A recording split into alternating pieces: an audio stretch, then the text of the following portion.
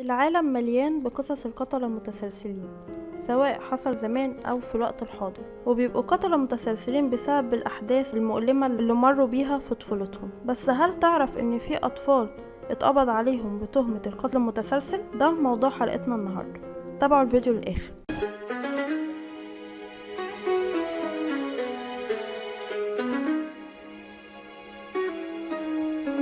الطفل الهندي أمرجيت سارة اتولد سنة 1998، وأجبره أبوه إنه يسيب التعليم، وده اللي سبب له عقدة نفسية. فكان بيكره كل الأطفال اللي في سنه اللي بيروحوا المدرسة، وكمان أبوه كان بيعامله معاملة وحشة، وكمان كان بيضربه.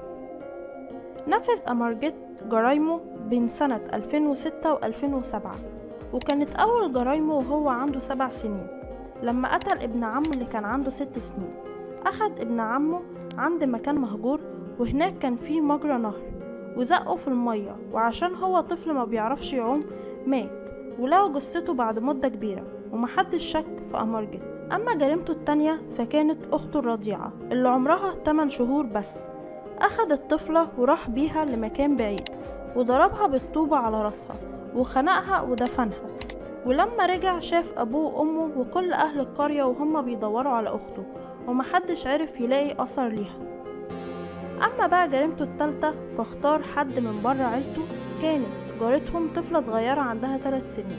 أخدها المكان وهناك قتلها، ورجع البيت وهو على ايده بقع دم. ولما سأله أبوه انهار واعترف بكل اللي عمله في جرايمه التلاتة، وما كانش ندمان أبدا على اللي عمله. الشرطة قبضت على الطفل، وكان وهو بيعترف بجرايمه كان بيبتسم كتير، وعرضوه على أطباء نفسيين وقالوا إن الطفل عنده سادية لأنه بيستمتع لما بيضر أي حد. القانون الهندي بيمنع سجن أي طفل أو إنهم يحكموا عليه بالإعدام، وعشان كده ودوه الأحداث. وبيتقال إنه تم إطلاق سراحه سنة 2016، ومحدش عارف مكانه فين أو إيه اللي حصله لحد وقتنا هذا. الطفلة ماري بيل اتولدت لأم اسمها بيتي بيل سنة 1957، وكانت الأم عندها 16 سنة، وطلبت من دكتور وقتها إنه يخلصها من الطفلة، بس الدكتور رفض، فاحتفظت بالطفلة. بعد ما اتولدت كانت دايما مش عايزاها، ومرة ادتها حبوب منومة على أساس إنها حلوى للأطفال علشان تاكلها وتموت، ومرة وقعتها من البلكونة. بس بالرغم من كل ده ماري ما ماتتش، وفضلت عايشة لحد ما بقى عمرها 10 سنين. ماري كانت دايما بتتصرف بغرابة، فقبل كده حصل إنها كانت بتلعب مع طفل عمره 3 سنين، واتفاجئوا والدين الطفل إن عنده جروح شديدة، فافتكروا إنها حادثة عادية، ومحدش شك في ماري أبدا. وتاني يوم في 3 أمهات اشتكوا للشرطة إن ماري خنقت بناتهم الصغيرين، بس الشرطة ما سمعتش كلام الأمهات، ومحدش حقق مع ماري باعتبارها طفلة عندها 10 سنين. لما بقى عندها 11 سنة ارتكبت أول جريمة ليها، استدرجت طفل عنده 4 سنين في بيت مهجور وقتلته. وكمان ما كانتش لوحدها، كانت معاها صديقتها اللي كانت بتشاركها في كل جرايمها.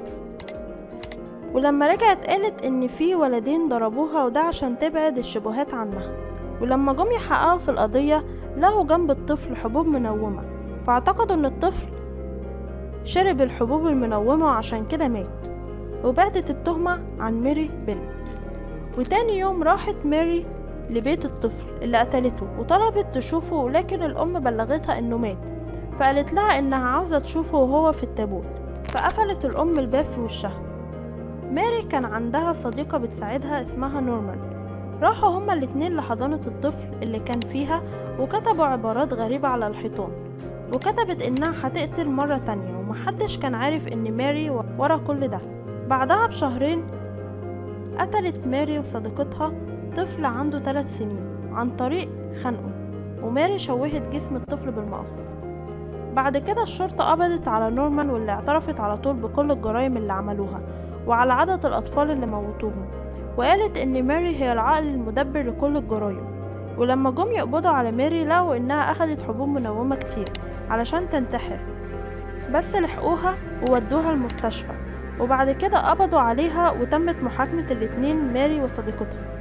المدعي العام قال إن سبب ارتكاب ماري للجرائم هو المتعة والإثارة بالقتل، وتم إدانتها وحكموا عليها بتهمة القتل غير العمد.